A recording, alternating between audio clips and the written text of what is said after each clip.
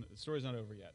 So the question then immediately becomes, well, what is that different story that you could tell? Since there's a lot of different stories we could tell, we want to offer one of them, and then we'll explore some of the implications. Well, the story starts by saying that really we were never in a harmonious state with nature. We were prey to other animals. We were constantly dealing with scarcity and affliction, and that even our own animal nature has a great deal of violence and cruelty within it. Here's a chimpanzee on the attack. For Christmas one year I got the BBC The Earth DVDs, and in it there is an absolutely stunning chimpanzee attack. And it's just hideous in its violence. So anybody who suggests that we were sort of coming out of this harmonious nature ignores a foundational part of our own prehistory. But of course we also know that there's the bonobos who, I'm sure I'm exaggerating a bit, but when they greet their friends, they make love with them. When they greet their enemies, they make love with them, sort of known as the love-making bonobo. But of course, even the bonobo engages in all sorts of violence, just as the chimpanzee engages in all sorts of love and caretaking. So we have many selves, not one self. And this multiplicity should be represented as such and not reduced. Now, the other part of the story is that technology is profane, that the nature is sacred, but technology is profane. We want to say, no, technology is also sacred. On the left is an orangutan hand. On the right is a human hand, and obviously you can see some important differences there.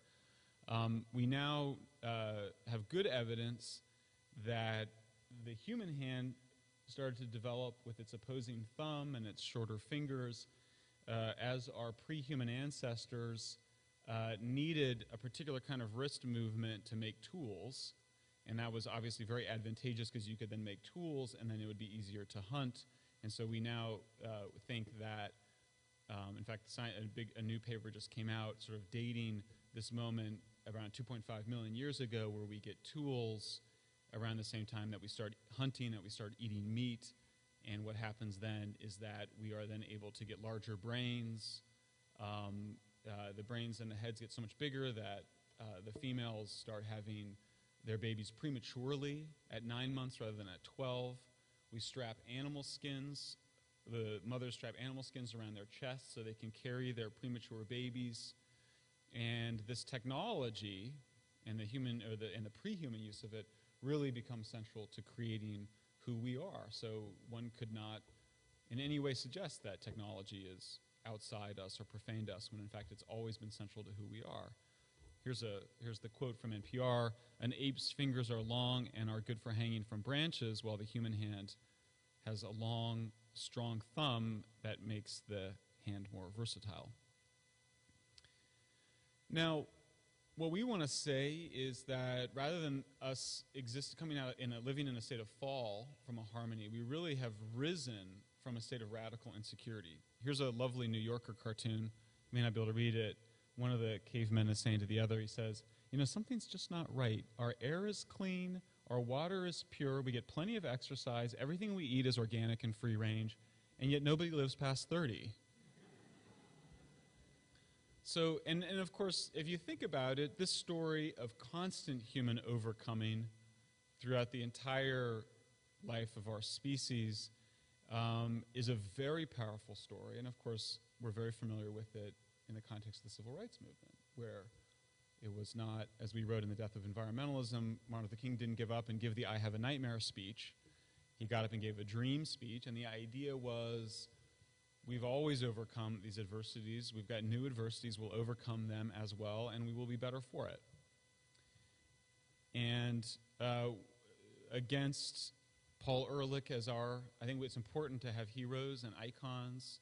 So we want to say, let's let go of the guy who was actually wrong about what happened in India, and let's re-embrace somebody who a lot of people still don't really know, especially not many environmentalists. His name is Norman Borlaug. He's the father of what gets called the Green Revolution. Here he is in the field. He was an agronomist, but also an advocate. And he was really a critic of the population bombers. He is credited with saving hundreds of millions of lives at a time when when Ehrlich was suggesting that we needed sterilization, we needed kind of fairly radical population control, including halting food aid. The idea was we should stop sending food to countries like India because then they'll just live longer and have more kids, and then you'll have more suffering. Better to let them starve now to prevent more suffering later. Borlaug said, no, that doesn't make any sense. We just need to help them to grow more food. And that's what he did. And so in 1970, he won the Nobel Prize. And I hasten to add that he did not do any of this alone. A very large network of governments, NGOs, agribusinesses, philanthropies, especially the Rockefeller family, which was working off a lot of bad karma from the things that its founders did, worked together to achieve something quite extraordinary. And I think that what I would want to say about folks like Paul Ehrlich is I think that what was behind that reasoning was actually a failure of imagination. It wasn't, he's not a bad guy. I think he's actually a good guy. But he thought that there were just natural limits. And that's why we call environmentalism, at least conventional environmentalism, a politics of limits. And the idea is humans are trespassing against nature. We're sinning against nature. We're violating this pure space. And the ecological problems we have are our punishment. And we want to say, really, we want to embrace a politics of possibility, which is the story of constant overcoming. And of course, you can see what happened with the Green Revolution here. These are wheat yields from 1950 to 2004. I mean, look at what a change that is. This is Mexico, where Borlaug started, but India and Pakistan obviously increasing as well, and many lives being saved in the process. Technology obviously being game-changing here. I mean, you can see huge increases in average U.S. corn yields, starting with hybridization and now with biotechnology, which I think we fear because we don't really understand what it is. It's actually a more precise way of creating new species of crops rather than blasting them with radiation or merging them in the field. And this has driven a five-fold increase in U.S. corn yield since 1940. And here's Borlaug in Mexico in the 1950s, and you can see he's not alone, and these guys are all smiling, and they're quite, there's a kind of a joyful modernizing spirit in what Borlaug is doing here. Want to take a quick peek at what's going on with global warming. We'll keep coming back to it, but this is a slide that Gore showed in his film, An Inconvenient Truth, and it looks really alarming because you see a big increase in damage from floods, wind, earthquakes, and heat. And of course, temperatures have also gone up over this period. However, it's what all the scientific studies show is that this is mostly a function of more development. So here's Miami Beach in 1926. Here's Miami Beach in 2006. There's a lot more property, a lot more human development in harm's way. And in fact, the studies show that all of the increase in damage can be attributed to increased development. None of which is to say that global warming is not happening or that's not a problem, but it is to say that much of what we see we are often missing as ecological challenges, which they are, but ones that we've created from more development. Important to remember that half of New Orleans was actually built under sea level. So is that the Book of Revelations, or was that some very poor city planning? So just a quick thumbnail. Traditional environmentalism, the idea is that human hubris is our downfall. We violate an external nature. We're not really part of it anymore. It's outside of us. We violate it. It punishes us for our sins. What we need to do is we need to constrain human power. We need to make ourselves smaller. We need to consume less wealth, less technology, less consumption, less development. And at the end of the day, not everybody on Earth can live like we live. If everybody on Earth lived like we live, then there would be no Earth left. That's the idea. There's a different approach. We call it ecological innovation. Sometimes we call it ecological modernization. The story is quite different. It says humans are actually natural. We never stop being part of nature. We're still natural beings. and technology is sacred, and what we do is natural, and you can't decide what's good or bad based on what you call natural or unnatural, since if we're natural, what we do is natural, and that might be good or it might be bad. Ecological problems are unintended consequences of development. They're not sins imposed upon us. And that we need technology, precisely so 9 billion humans can live really decent lives, while we also protect our environment.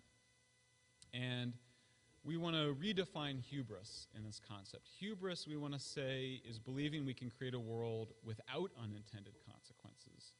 Living on Earth is living in a state of all sorts of unintended consequences, not just bad, but good. And we have to deal with that. They're never going to, it would be hubris to imagine we could create a world where there were never any unintended consequences of our behavior. So let's now look at environmentalism again.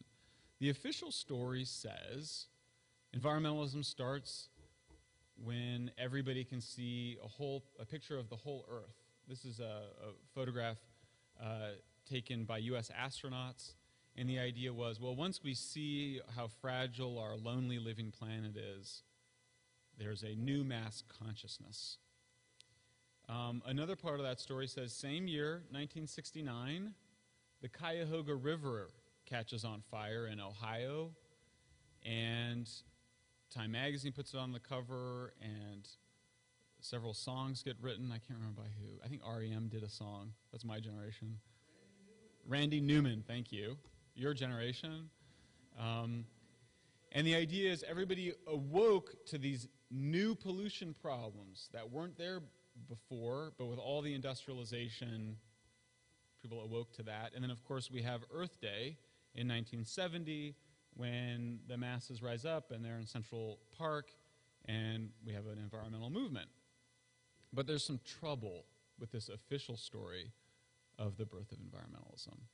The first problem is that this picture was taken in 1952, not 1969. Time ran a photograph from 1952.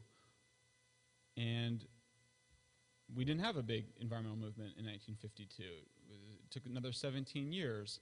There's some other inconvenient details about that. Cuyahoga had actually caught on fire over 12 times since 1868. The fire in 1912 actually killed 3 people. The fire in 1952 caused millions in damages. The fire in 1969 caused very little damage. And in fact, it caused so little damage that the fire was out before anybody could take a picture of it, which is why Time Magazine ran the more dramatic. This is the picture that they got in 1969. Not as exciting. The fire had been put out. You have some bent rail ties here, but not quite the drama. So what's going on? Why is the environmental movement, why do you have a mass environmental movement? That's not to say nobody was concerned about the environment. Why was there a mass environmental movement in 1970 and not in 1912? Well, it's interesting. Cleveland actually considered cleaning up the Cuyahoga in 1912. It wasn't like people didn't, it's not like people were all happy with the river lighting on fire. It was very polluted, but there was a cholera epidemic going on. So they had to deal with the cholera epidemic. There's now a cholera epidemic in Haiti. Give you a sense of how far back Haiti is and how far we've come since then. But obviously, if you're pressed with the river catching on fire, people dying within several hours of catching cholera, you deal with the cholera. This gentleman, Abraham Maslow, gives us a sense. In fact, he's starting to write in the same period that environmental movement is being born, 1960. We cite him in our book because he's going to give us, he's going to help us to understand why environmentalism gets born when it does. How many of you have ever seen his hierarchy of needs pyramid? I mean, it's so great. I mean, most Americans saw that in their high school civic studies or social studies classes. The idea is really simple and, in fact, has been verified through a huge amount of empirical research at this point over the last 30 years.